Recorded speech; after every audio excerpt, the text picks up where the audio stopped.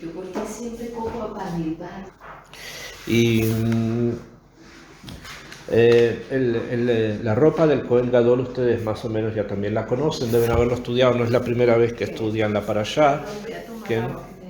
Entonces están los diferentes ropas que el Cohen tiene como una especie de pantalones, después tiene una especie como de capa y después una especie como de delantal. Hay varias cosas que el Cohen tiene. En total son 8 vestidos. Son 8 vestidos que el Cohen tiene, que es el Cohen Gadol. Y el Cohen Ediot tiene 4. Tiene 4 y el Cohen Gadol agrega otros 4 más. ¿Sí? Akshav. La parashá dice de Atá, vamos a ver el pasuk, abran en el capítulo 28,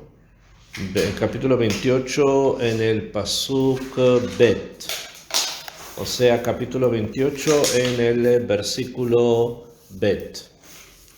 Dice así, Ve'asita bigdei kodesh. ברוך אתה ה' אלוהינו מלך העולם שהכל יעבדו. Beasita bigdei kodesh. Vas a hacer ropa santa. Vas a hacer ropa santa. Bigdei kodesh. Le Aarón ajija, para Aarón tu hermano, le jabot beletifaret.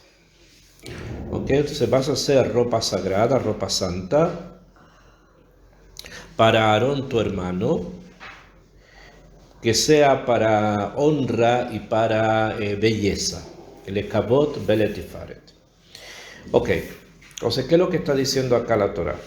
La Torah nos está diciendo que Moshe tiene la mitzvah de fabricar, no lo va a hacer él directamente, pero él va a mandar que fabriquen para Aarón una serie de ropas que son en total 8, y para el resto de los Kohanim son 4, que se llaman Kodesh, Bigdei Kodesh, ropa sagrada. Y esta ropa tiene una doble finalidad. ¿Okay? Uno es para Kavod y otro es para Tiferet. ¿Okay? Son dos cosas distintas. Una es Kavod y otra es Tiferet. ¿Okay? Kavod significa honor, ¿okay? Gloria. ¿Okay? Y Tiferet es que tienen que ser bonitas, que tienen que ser una ropa linda. ¿Okay? Entonces tienes que hacerle para Kavod para que sea muy grande. Y tienes que hacerle también para Tiferet, para que sea muy hermosa la ropa, ¿ok? Después en el pasuk Gimel dice, Beatate daber el kol chachmei lev. Tú vas a hablar con todos los sabios de corazón, Asher militiv ruach chochma, que yo les puse espíritu de sabiduría a ellos, Beasuet vigdei Aaron lekadesho. Y van a hacer la ropa de Aarón para santificarme, Belejanoli, y para que puedan servirme. ¿Ok? Entonces, Akadosh Baruj Hu le dice a Moshe, la ropa de Aarón se llama santa, tiene 2 finalidades, que sea algo glorioso y que sea algo hermoso. Después, y yo, o sea, Hashem, va a poner dentro de las personas que van a fabricar la ropa, va a poner un espíritu de sabiduría para que puedan fabricar esta ropa y de esa manera me puedan servir. ¿Okay? Me puedan santificar y demás me puedan servir. ¿Okay? Eso es lo que dice acá. Y ahí después en el pasuk Dalet empieza a decir cuáles son el Hoshen, el Efod, el Meir, el Keton, el Tashbetz, Mitznef, el Avnet, etc. ¿Okay? Y ahí trae todos la ropa del Cohen.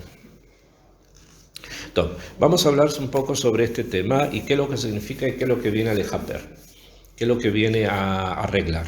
¿Okay? Ustedes tienen que saber que la Metziut del Mishkan, o sea, el tabernáculo o el Bet HaMikdash, primero, segundo y Beserat Hashem el tercero, son una forma de leagía al Tikkun Olam, o sea, una forma de llegar a corregir el mundo entero. ¿Okay? Sin Bet HaMikdash no hay Tikkun Olam, o sea, se avanza pero no termina. El Tikkun Olam solamente va a terminarse cuando se reconstruye el Bet HaMikdash y se realice ahí lo que haya que realizar. Por lo tanto, este tabernáculo en el desierto tampoco era la finalidad. O sea, ellos sabían que en el desierto iban a estar una cantidad de tiempo y que después iban a pasar a un lugar que iba a ser fijo. Y en ese lugar fijo se tenía que hacer el Tikkun Olam. ¿Okay? Eso fue así la primera vez, también tenía que haber sido así la segunda vez, y Bezrat Hashem va a ser la tercera también. ¿Y qué es lo que el Bet HaMikdash viene a letaquien? ¿Qué es lo que el templo viene a corregir? ¿Ven? Entonces ya hemos estudiado varias veces, y yo se lo he mencionado también varias veces, que la Metziut, la realidad que Kadosh Baruj Hu creó al principio del mundo, fue una realidad dividida en tres secciones. Un lugar que se llamaba Eden, otro lugar que se llamaba Gan Eden y otro lugar que se llamaba el mundo de los cuatro ríos. ¿Okay? Está el Eden, de donde sale un río, o sea, hay una fuente ahí, que de esa fuente salía un río que atravesaba el Gan, o sea, el Gan Eden, y que cuando salía del Gan Eden se bifurcaba en cuatro, se abría en cuatro brazos, que son el río Pishón, que es el río de Egipto, o sea, el Nilo. Está el río Gijón, que es un río subterráneo que fluye debajo de la tierra de Israel. Está el Prat, el Éufrates, y el Hiddekel, el Tigris, allá en Mesopotamia, allá cerca de Irak eran. Esos son los cuatro ríos. Todos los demás ríos que existen en el mundo, de una u otra manera, surgen o de este, o de este, o de este, o de este. Incluso que no lo veamos, y no lo conozcamos, y no sepamos, pero surgen o de este, o de este, o de este, o de este. El Amazonas, el Rin, el Ganges, cualquier río que exista, proviene de alguna forma de alguno de los cuatro ríos. Esa es la realidad, aunque no sepamos encontrarlo. Puede ser que si lo revisamos no lo vamos a encontrar, pero es así finalmente. Ahora, este mundo, ¿quieres prender el...? ¿Está prendido? Ah, ¿tienes frío? Bien. Tienes que tomar algo caliente, un café. Entonces, un té, ¿qué? Entonces, ¿qué es lo que el templo viene a corregir? El templo viene a corregir la situación intermedia del Gan Eden. O sea, el templo es una copia del Gan Eden. El templo viene a ser como el Gan Eden, donde se necesita realizar ciertos tikkunim para poder reconstruir o traer a todas las personas que vienen del mundo de los cuatro ríos, hacer que ingresen al Gan Eden, que es ingresar al templo, y de ahí poder subir hasta el punto mayor que es el Edén. Entonces, el Bet HaMikdash viene a ser como una especie de el campo, es el Gan Eden, el jardín. Y dentro del jardín, dentro del Gan Eden, habían varios niveles de Kedushá, habían varias cosas. Y una de estas cosas era, por ejemplo, el hecho de que en el Gan Eden habían animales, porque eso es lo que había. Después los animales también salieron de allí. Cuando los animales salen de allí, entonces se transforman en los animales que conocemos hoy día, pero antes era distinto. Y cuando estaban en el Gan Eden, entonces todos los animales vivían juntos unos con otros, en forma armónica, y no eran carnívoros, sino que los animales eran herbívoros, todos comían hierbas. El hombre también comía hierbas, comían cosas del árbol. Y además de todo estaban los árboles, el árbol de la vida, el árbol del Da'at, estaba allí en la mitad del Gan Eden. Ahí estaba Adán con su esposa, con Javá, sus 5 hijos, y todos ellos tenían que construir en total 7, ¿no? Finalmente eran 7. Y estos 7, el número 7, que es el número de la construcción, eran 7 personas. Adán, Javá, 3 hijos y 3 hijas. 2 hijos, perdón, y 3 hijas. Y ellos estaban vestidos de una manera especial. En la Torá está escrito que a Kadosh Baruj Hu le preguntó a Adán, ¿dónde estás después del Het? Le preguntó, ¿dónde estás? Y Adán dijo, me escondí en el bosque porque estaba desnudo. Entonces Hashem le preguntó, ¿y quién te dijo que estabas desnudo? Entonces Hashem le dijo, ¿acaso del fruto que te dije que no comas, comiste? Entonces, ¿qué es lo que quiere decir esto? Que hay una relación entre el darse cuenta de estar sin begadim con el hecho de haber cometido el het. ¿Okay? O sea, cometió el pecado y como cometió el pecado se dio cuenta que no tenía ropa. Eso es lo que Adán dice, le dice a Hashem. ¿Okay? O sea, me di cuenta de que estaba sin ropa. ¿Por qué me di cuenta? Hashem le conecta y le dice porque comiste del árbol. O sea, ¿por qué hiciste el pecado? O sea, el pecado de Adán y Javá trae a una metziut en que la persona se da cuenta que no tiene cubrimiento, de que no tiene ropa. ¿Okay? Y eso lo avergonzó. ¿Okay? Akshav dice, pregunta Rashi inmediatamente, ¿pero qué? Él sabía que estaba desnudo ya antes del pecado. Porque entre una situación y otra él sabía que no tenía ropa. Antes del pecado no tenía ropa y después tampoco. ¿Qué cambió? Que ahora le resulta una excusa que por eso se ocultó entre las ramas. ¿Okay? ¿Por qué? ¿Qué pasó? Si antes era igual y ahora también. Entonces viene Rashi y dice, no, que lo que hay que entenderlo de manera distinta. Dice Rashi, tenían una mitzvah y se desnudaron de ella. O sea, tenían la mitzvah de no comer del etzadat y de esa mitzvah es como si las hubiesen sacado. Entonces estaban ahora desnudos de mitzvah. No es que estaban desnudos de ropa, eso lo sabían antes como ahora. Eso no cambió. Lo que cambió es que ahora ellos sienten que lo que tenían lo perdieron. Que la ropa que tenían, que era la mitzvah, lo perdieron. ¿Me siguen? Muy bien. Akshav. Después de muchos años llegó un momento en la historia de Am Israel en que por varios motivos y tiene su explicación, tuvieron que estar juntos con Esav en un momento, que hubo una cierta kirvá, una cierta conexión entre Am Israel y personas de Esav. ¿Okay? Y esto en la historia pasó así. ¿Cómo fue? En la época del rey Herodes el Grande, que fue más o menos como 50 años antes que comenzara la era común, él fue el que terminó de construir el segundo Bet HaMikdash, que es el grande, el que conocimos después. ¿Okay? En esa época hubo cierta cercanía, él tenía cercanía con los romanos, él mismo, Herodes, ¿okay? Primero con algunos generales, que esos generales hicieron una guerra en contra de Augusto, que fue después emperador. Por lo tanto Herodes quedó muy mal parado porque él había apoyado al otro lado, pensó que iba a vencer Marco Antonio, pero Marco Antonio no venció a Octavio, sino que fue Octavio que venció a Marco Antonio. Después Marco Antonio se fue a Egipto y ahí se suicidó con Cleopatra. Y Herodes los había apoyado a Marco Antonio y Cleopatra, entonces quedó en una situación muy, muy difícil frente al César, ahora al emperador, que pensó que lo iba a matar, no era lo más probable porque había apoyado a los otros, ¿no? Entonces Herodes, siendo muy astuto, ¿qué es lo que hace? Visita a Octavio en un campamento que estaba acampando cerca de Egipto. Y Octavio lo recibe y viene Herodes y se saca su corona y se la pone a los pies de Octavio.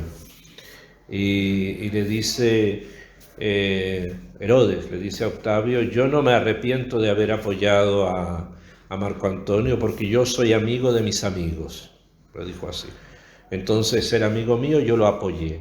Si tú quieres que nosotros seamos amigos, yo te voy a apoyar también. Y eso convenció a Octavio y le devolvió la corona, se la puso encima de la cabeza y dijo, ahora tú eres el rey de Judea. Y lo devolvió a Jerusalén y Herodes se transformó más aún, con más poder todavía, en el rey de Judea. Ese es Herodes el Grande, el gran constructor que construyó el palacio, el Bet HaMikdash, construyó Metzadá y construyó una serie de cosas más en Israel. O sea, se salvó en ese momento. Bueno. Antes que esto ocurriera, cuando estaban las relaciones muy buenas entre Herodes y Marco Antonio y Cleopatra, cuando todavía estaban vivos, cuenta la Guemará una historia. La Guemará cuenta que una vez Rabbi Meir la Gemara habla de Rabbi Meir. ¿Bien? Probablemente esté hablando de otro Rabbi Meir porque no coinciden las épocas, pero no me llamé. Cuentan que Rabbi Meir invitó a una comida de Shabbat a Cleopatra y a Marco Antonio a comer en Shabbat. Y fueron, se comieron y les gustó mucho la comida. No creo que el Sipur haya sido totalmente verdadero, los años no coinciden y además Marco Antonio y Cleopatra no estaban casados. Marco Antonio tenía esposa e hijos en Roma, estaba ahí con la amante, Cleopatra era la amante de él. Así que yo no sé si el rabino lo iba a estar tan dispuesto a recibir a una persona con su amante, ¿no? Es un poco difícil, pienso yo, ¿no? Entonces, a Kitzer los invitó a comer y a Cleopatra le gustó, a Marco Antonio le gustó mucho la comida de Shabbat, entonces le pidió a Cleopatra que hiciera la misma comida en un día de semana. ¿Okay? Pero no tuvo el mismo sabor. No tenía el mismo sabor en el día de semana que la comida que habían comido en la casa de Rabbi Meir. Eso dice la Gemara. Todo, pero Kitzer, ¿qué pasó? La Gemara trae que le preguntó Cleopatra a Rabbi Meir. Le hizo una pregunta. Ella al parecer era bastante inteligente. Así dice la historia además. Solo que con Octavio no pudo, porque pudo con el César, pudo con Marco Antonio, pero con Octavio no pudo y tuvo que suicidarse al final, ¿no? Sí, porque Octavio se la quería llevar a Roma y hacerla desfilar como una esclava. Y ella no lo iba a permitir, la reina de Egipto, descendiente de faraones, ella no iba a permitir eso. Entonces prefirió suicidarse con una serpiente. Trajeron una serpiente, puso la mano dentro de un cesto donde estaba la serpiente la mordió. Y ahí se murió. Entonces ella le pregunta a Rabbi Meir, cuando los muertos resuciten, le dijo así, ¿van a resucitar con ropa o sin ropa? O sea, cuando se levantan los muertos en Tejiat Hametim, ¿van a resucitar con ropa o van a resucitar sin ropa? Eso le preguntó. ¿Bien? Entonces, Rabbi Meir le respondió, ¿por qué viene la pregunta? Porque cuando se entierra a alguien, se lo entierra con una mortaja, ¿no? Entonces, que esa mortaja se desarma como el cuerpo también.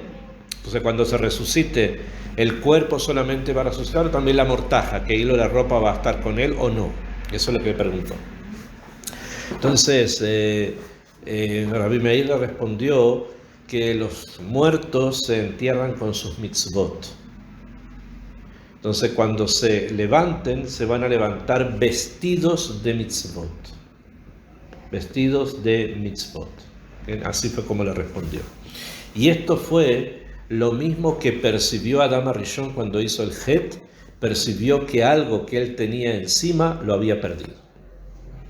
¿Bien? Es como cuando una persona se saca una ropa, siente que antes tenía un meil y ahora no lo tiene. Cuando una persona hace un het, un pecado, es como si sintiera que se sacara algo de encima, que lo deja de lado.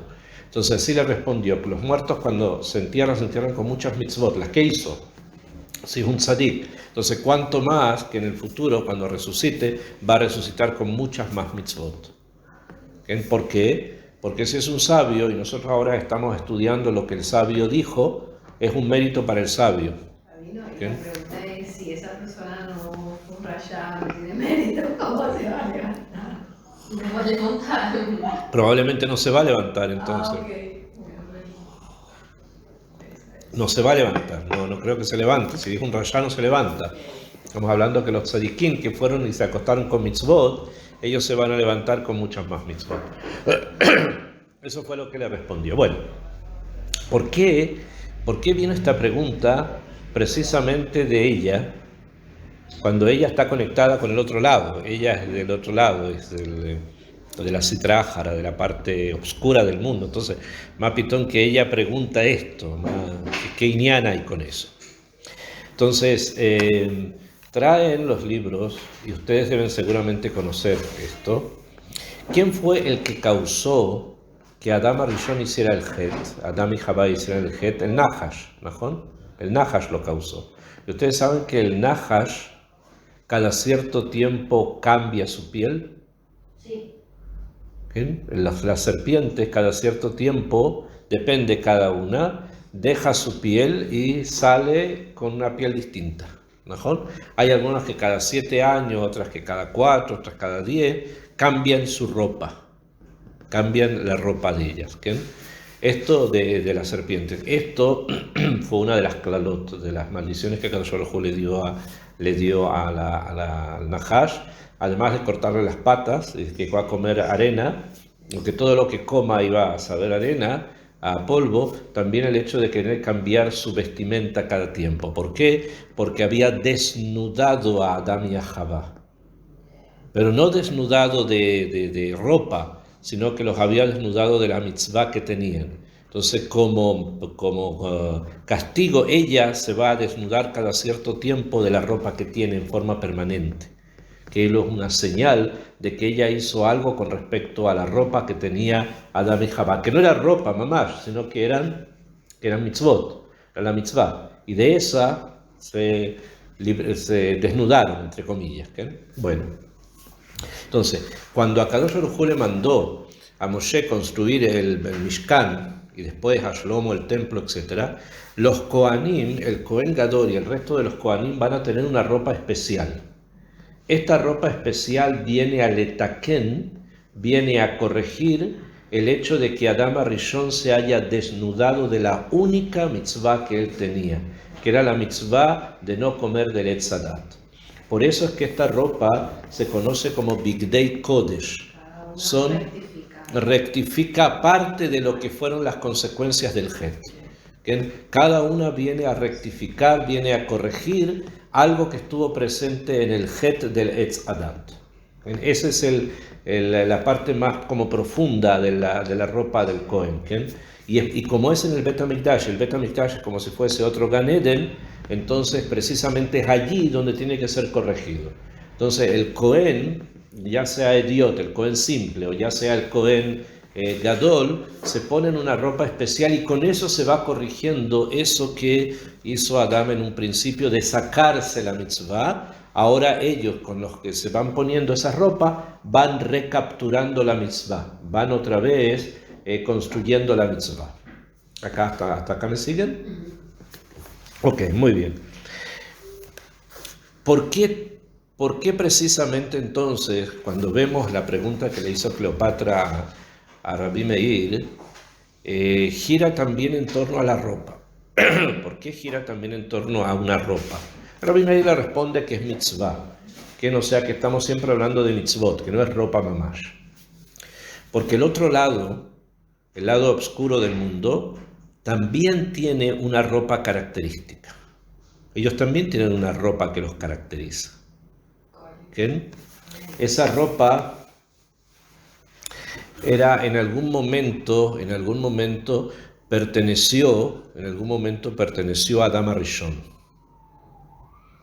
que no era las mitzvot, porque las mitzvot las perdió en el Gan Eden, y cuando Hashem lo expulsó del Gan Eden, expulsó a Adán Rishon del Gan Eden y lo puso en el mundo de los 4 ríos, en ese mundo de los 4 ríos Hashem le hizo ropa a Adán y a Javá, como está escrito, ¿no? Que le hizo una ropa. Y la ropa que le hizo a Adán y Javá fue doble, fueron 2 tipos de ropa. La primera ropa fue que los cubrió de piel. En el Gan Eden, Adán y Javá no tenían piel, eran simplemente seres de luz, tenían or con Aleph, o sea, eran luz. Cuando salen del Gan Eden, salen con or, con Ain, que significa piel. Eso es lo primero. Y sobre esa piel le hace a Adán y a Javá una ropa especial, que en esa ropa especial estaban dibujados todos los animales que había en el mundo. Y estos animales que estaban dibujados en esa ropa de Adán Rishon se movían, eran como si estuviesen vivos. De esa manera Adán Rishon va a poderse proteger de los animales porque no se van a acercar a él. Porque va a haber un león o algo y va a ver que ahí hay un elefante, entonces va a tener miedo y no se va a acercar. ¿Okay? Entonces le crea como una especie de haganá, de protección. De allí que normalmente la ropa en muchos lugares del mundo la forma que tenemos de protegernos del clima. Que en los lugares muy calientes, frío, se necesita protegerse y para eso nos cubrimos, ¿no? Entonces la ropa va a tener una dirección de protección, de agana, ¿ok? Y eso fue consecuencia también de lo que le hizo Adán a Kadosh Baruj Hu a Adán. Ahora, esa ropa de Adán Arishon, Adán se la entregó no a Shet. Shet fue el tercer hijo.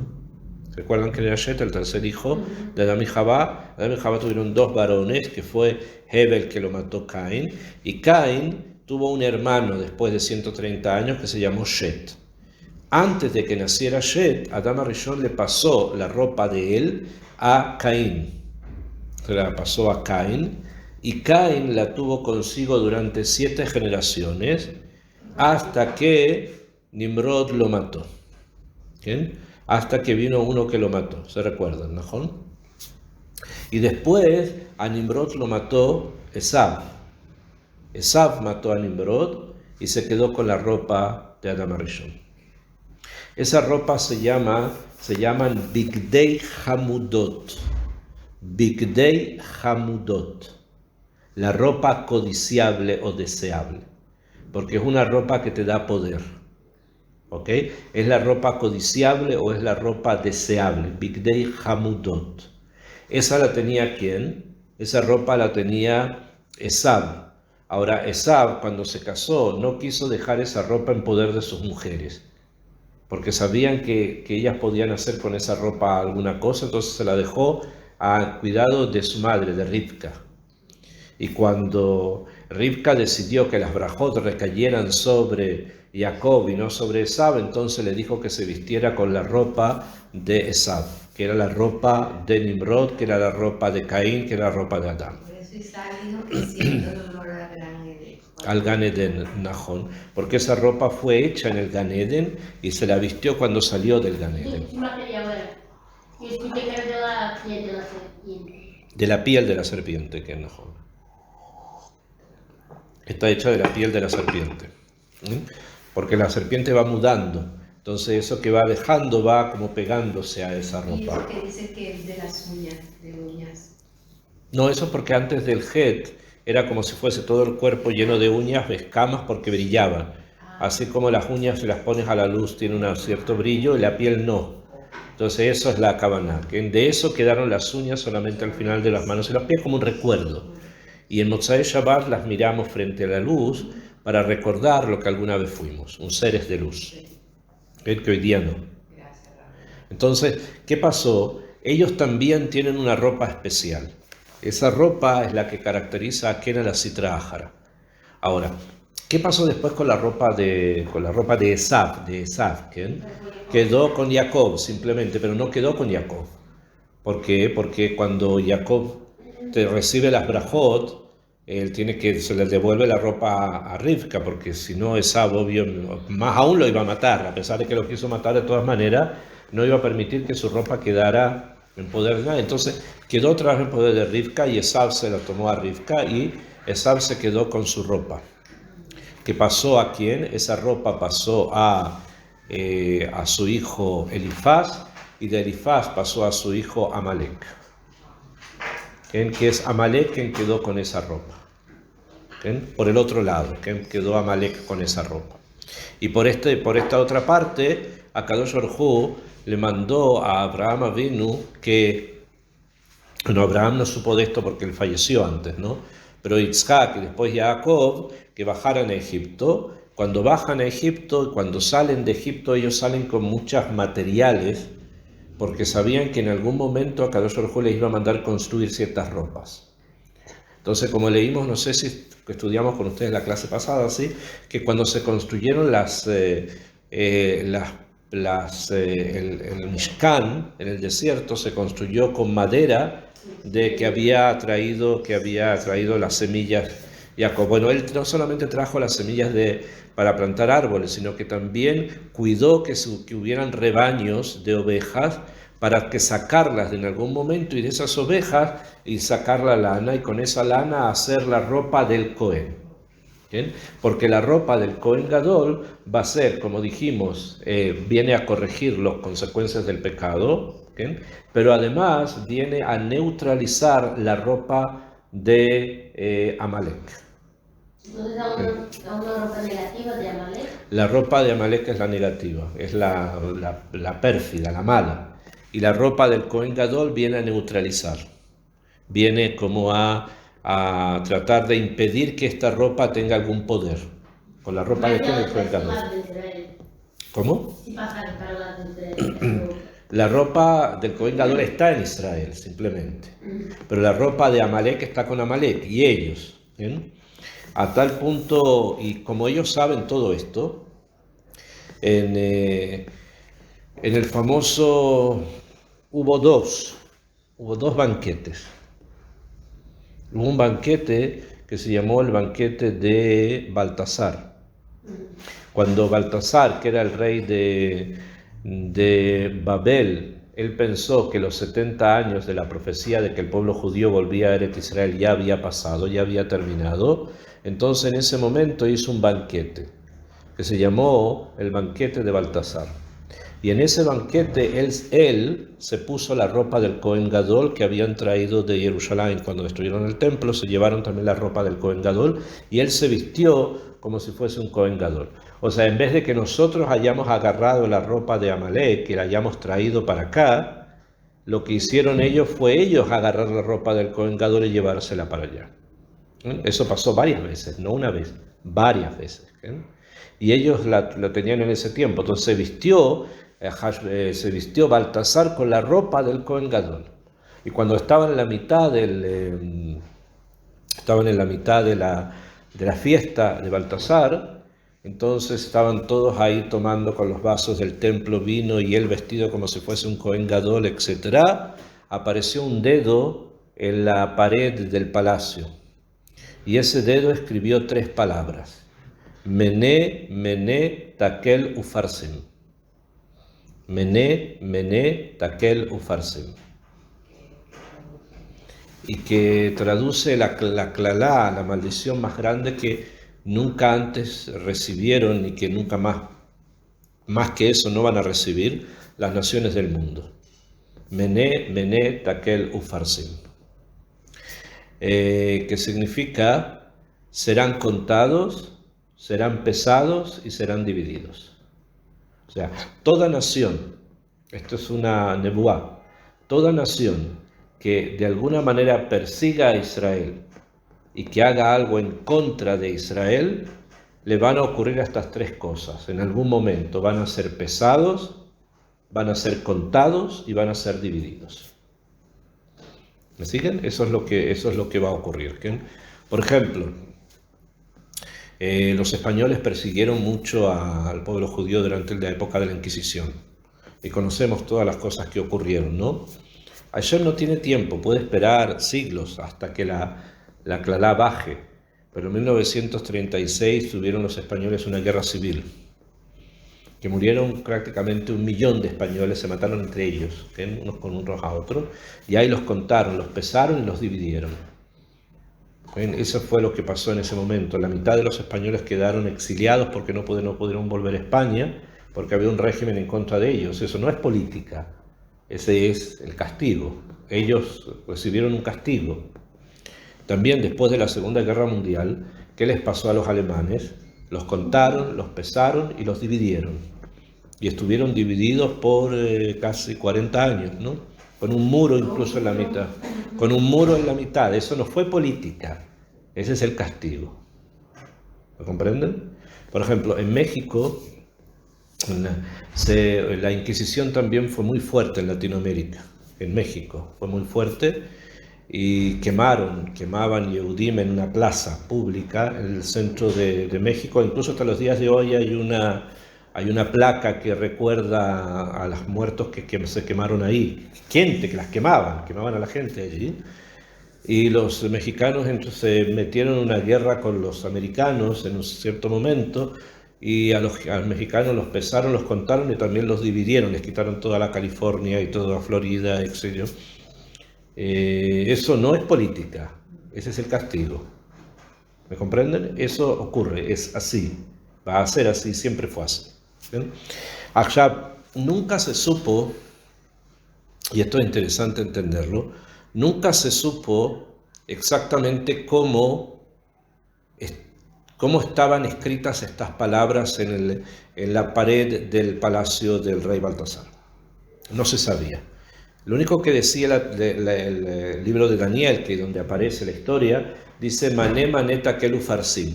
Dice que son 3 palabras, pero no son 3 palabras porque son 4. Mané Mané Takelu Farsim. Entonces, ¿cómo puede ser son 3 y son 4? Entonces, había un sod ahí. Entonces, hay una Gemara en Masej el Sanedrín que algo informa de cómo estaba escrito, pero nadie sabía exactamente cómo estaba escrito en forma real, hasta que, esto es verdad, esto es una cosa histórica, por allá por el año 1700, muchos años después de Babel y muchos años después del primer y segundo templo, muchos años después de esto, había un rabino en Ámsterdam, en Holanda, que se llamaba Menashe ben Israel. Y el rabino tenía él enseñaba a su comunidad, era sefaradí, enseñaba a su comunidad, pero además él tenía contacto con otras personas holandesas de la época, que vivían en Holanda y que vivían en el mundo del momento. Y una de las personas con las que él tenía contacto era un pintor, muy famoso, muy famoso, que se llamó Rembrandt. Y él tenía kesher con él, y hablando del tema, Rembrandt tuvo una iluminación y le dijo que él había visto cómo estaban escritas las 3 palabras. Y él las dibujó en un cuadro muy famoso que se llama El banquete de Baltasar. Si lo van a buscar, van a ver el banquete de Baltasar y se van a dar cuenta de lo que yo estoy diciendo. Fue algo extraordinario, ¿bien? Lo que ocurrió con esa situación. Se llama así, el banquete de Baltasar. Si lo pueden ver en internet se van a dar cuenta porque es algo prácticamente el festín de Baltasar. ¿Él esa nominación cuando estaba dibujando? Cuando el Raba estaba hablando, él dijo lo vi, le dijo así lo vi, se fue como poseído y dibujó el cuadro en creo en 2 o 3 días. Y ahí está exactamente como pasó. Que ahí están las palabras escritas en hebreo. Era un hombre que no sabía hebreo. ¿No sabía? Rembrandt no sabía hebreo. No, No era judío, Rembrandt no es judío, Bijlal. Pero él cuando estaba hablando con el rabino le contó lo mismo que le estoy diciendo yo ahora. Él tuvo una iluminación y fue y lo pintó. Incluso las letras en hebreo que no las conocía, las escribió así. Y ahí están las 3 palabras, pero están escritas de arriba abajo. Porque son 3, creo que hay 3 columnas de arriba abajo y 3 filas. Mané, mané, takelu farsim. Que serán contados, serán pesados y serán divididos. Es un código, no es ningún idioma. Eso no es ningún idioma. No es que sea arameo, hebreo o una mezcla, no. Es una cosa minashamayim que apareció en ese momento, que nosotros sabemos lo que significa. Pero no es que venga de algún idioma, es como una cosa del espacio, ¿no? Una cosa así que vino en ese momento y escribió eso. Y eso es lo que va a ocurrir con cualquier nación que quiera oponerse a Israel o que haga algo en contra de Israel. Esa imagen va a aparecer sobre ellos. Y eso le ocurrió a Baltasar, ¿por qué? Porque profanó los vasos del templo y porque se vistió con la ropa del Kohen Gadol. Y no fue el único, y después vino Ahasverosh, que hizo lo mismo al principio de la Megilá de Esther, exactamente lo mismo. Se vistió con la ropa del Kohen Gadol. Después ellos volvieron a Jerusalén y construyeron otra vez el templo, pero nunca fue exactamente lo mismo. Nunca fue exactamente igual. Y después Tito destruye el segundo Bet HaMikdash, y cuando Tito destruye el segundo Bet HaMikdash, en ese momento él no se vistió con la ropa de Kohen Gadol. Tito no. pero se la llevó. Se la llevó a Roma. La que el Cohen Gadol tenía, se la llevó a Roma junto con el pectoral y las piedras preciosas, todo lo que está acá, se lo llevaron a Roma. ¿Bien? Y probablemente allí esté. De ahí ya no hemos sabido más de esa ropa. La ropa de Amalek todavía sigue dando vuelta en el mundo y es símbolo de poder. El que la tiene está como que tiene una cosa muy importante, ¿no? Muy pesada. Entonces, vuelvo otra vez. La ropa que está para allá entera, la para allá de Tetzabé, viene para enseñarnos cómo se corrige precisamente todo esto lo que estamos hablando. ¿Bien? Por lo tanto, es muy importante este Shabbat, cuando se escuche la parashá en el Bet HaKnesset, este Shabbat es el que da la posibilidad de poder Behemet entrar a corregir y tratar de neutralizar la fuerza de la Sitra Achra y la fuerza de Amalek. ¿A través de qué? A través de la ropa del Cohen Gadol. Hasta tal punto es importante. Y ellos lo saben. Ellos lo saben. Amalek, que sabe, ellos saben que en el momento en que el Cohen Gadol se vuelva a poner la ropa, en ese momento se va a acabar todo. O sea, ese es el momento en que el Cohen Gadol es ungido como Cohen Gadol y se pone la ropa, en ese momento ellos desaparecen. Ellos desaparecen para siempre. Hay una última historia que les cuento sobre esto. Hay que tener un nivel para entenderlo y para comprenderlo, para ver que hay algo acá, pero él lo tenía.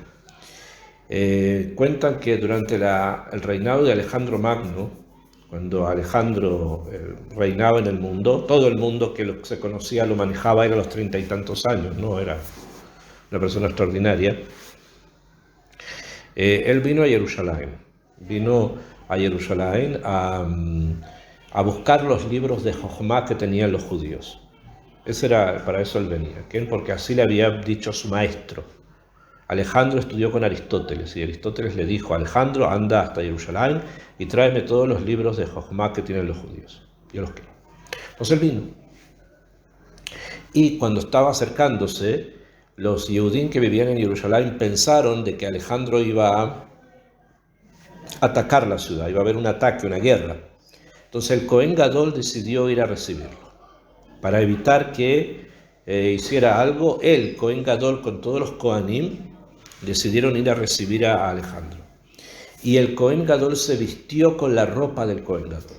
Se vistió con toda esa ropa encima, con el pectoral y todo, y fueron a recibir a Alejandro al Har HaTzofim.